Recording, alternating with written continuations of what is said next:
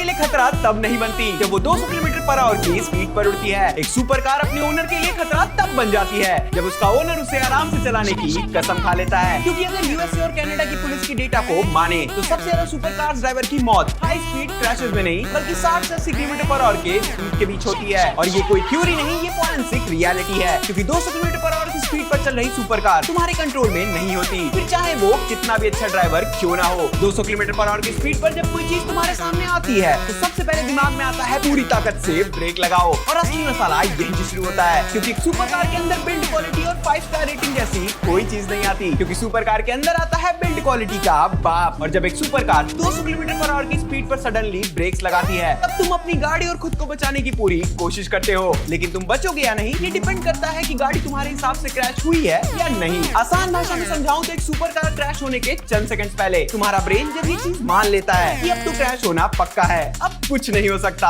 Brain उसी वक्त body को सिग्नल भेजता है एक प्रेडिक्टेबल क्रैश के लिए। और यहीं पर सुपर कार चलाती हैं अपना असली जादू, क्योंकि एक सुपर कार का एरोडायनामिक सिस्टम एक्टिवेट होता है 120 किलोमीटर पर आवर के ऊपर की स्पीड पर। और 200 किलोमीटर पर आवर की स्पीड पर सुपर कार्स का एरो पूरी तरीके से काम पर लगा होता है और कार को जमीन से चिपका कर रखता है, जिससे होता यह है कि कार का पूरा कंट्रोल अब भी तुम्हारे हाथ में होता है और तुम एक प्रेडिक्टेबल क्रैश कर सकते हो। और जब क्रैश प्रेडिक्टेबल होता है तो ड्राइवर के बचने के चांसेस डबल हो जाते हैं। और इसीलिए 60 किलोमीटर पर आवर की स्पीड पर एरोडायनामिक्स वर्किंग में ना होने की वजह से सुपर कार्स अनप्रेडिक्टेबल बन जाती हैं और क्रैश और भी ज्यादा भयानक बन जाता है। और अब कमेंट करके तुम बताओ इस वीडियो में मैंने कितनी बार 200 किलोमीटर पर आवर की स्पीड बोला है।